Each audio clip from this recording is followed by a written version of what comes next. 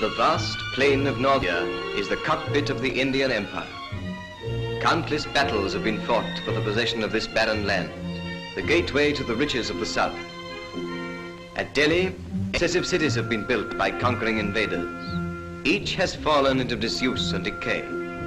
But it's an ancient legend in the Hindustan that the ninth city will endure and will rule forever. These cities of the early conquerors are now a huddle of impressive ruins. Not until the Emperor Babur swept down with the sword of Islam from the north did a foreign power become a force in Hindu India.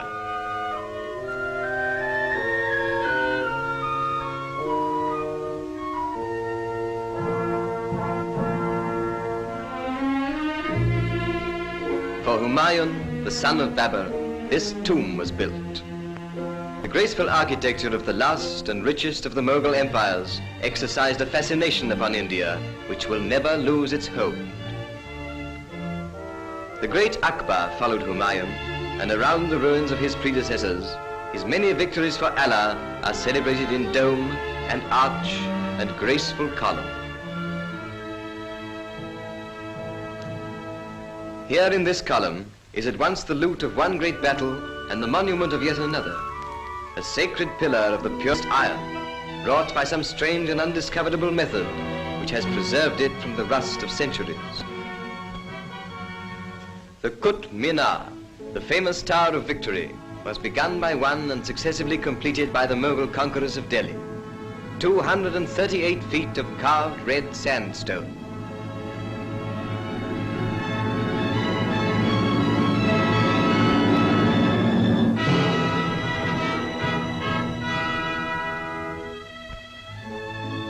The great mosque of the Mughals, the greatest in all India, center of the native city of Delhi of today, commemorates the vast Mohammedan invasion from Baluchistan.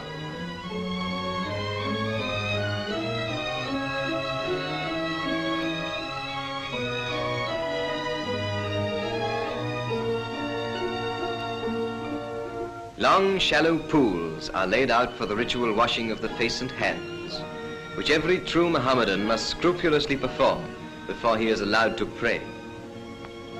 In this great mosque and its forecourt, 20,000 people can assemble and give praise to Allah.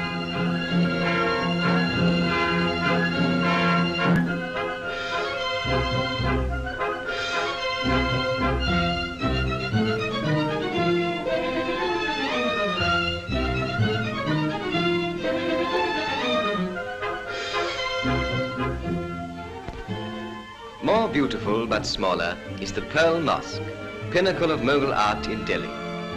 Only a little less renowned than the famous Taj Mahal, built by the beauty-loving Shah Jahan as a memorial to his wife. Pacified by the victorious wars of Akbar, Delhi and the Hindustan now entered upon the richest period of their ancient culture under Akbar's son, the royal Shah Jahan. The Delhi of that time, the era of the greatest Persian poets, became enchanted by the love of beauty for itself alone. The palace of Old Delhi was athrong with men and women of high caste. Such women as these adorned the palace gardens, the stamp of aristocracy upon their brows, the color of their robes ablaze against the dark green cypresses. Before it is put on, the Indian sari, the flowing robe of Indian women, is the most shapeless garment in the world. Each of them is nothing more than one straight length of silk, 10 yards long and some 2 or 3 feet wide. But interwoven with its threads of silver and gold, deep hemmed with solid precious metal, and fastened only on the right hip and on the left shoulder, it can be made to drape the figure in a manner to outmatch a Paris gown. The high caste Indian women wear upon their brows the blood-red mark, or puja of the Brahmins.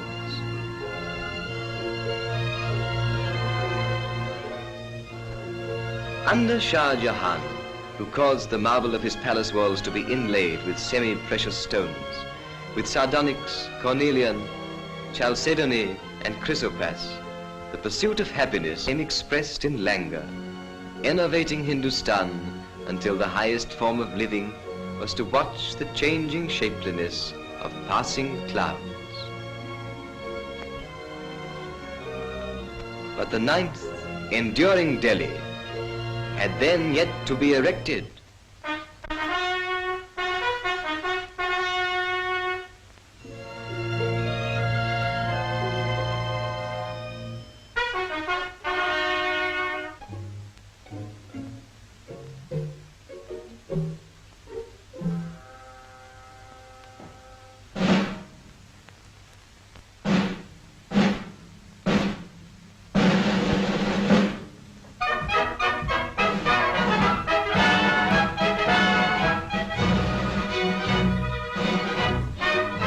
Under combined British and Indian rule, a new Delhi has arisen. A Delhi which has kept and added to the beauty of the old, but without its dreamy lassitude.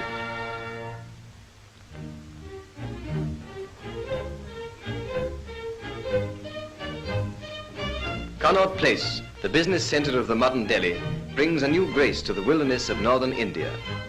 The British, with their national love of lawns and flowers, have taught the Indians to lay out an entire with the beauty once confined to tombs and temples and to palace gardens.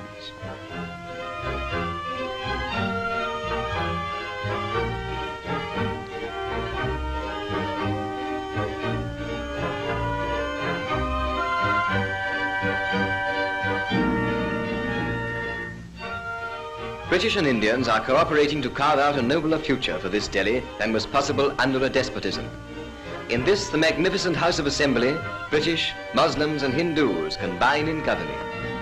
The spirit of the new and vital Delhi is externalized in the new style of architecture, deriving its inspiration not from one tradition but from two, molding the culture of two continents into a third. Where once water was a luxury and the profusion of it the prerogative of princes, there are giant fountains in the public squares.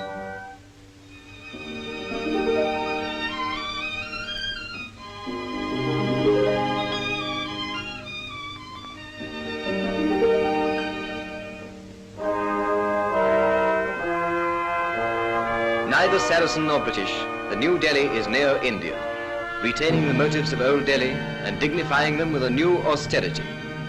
Yet the lilting grace that made the beautiful, the almost effeminate Pearl Mosque, has softened the austere geometry of modern architecture. The new Delhi is dynamic, but no less inspiring than the old.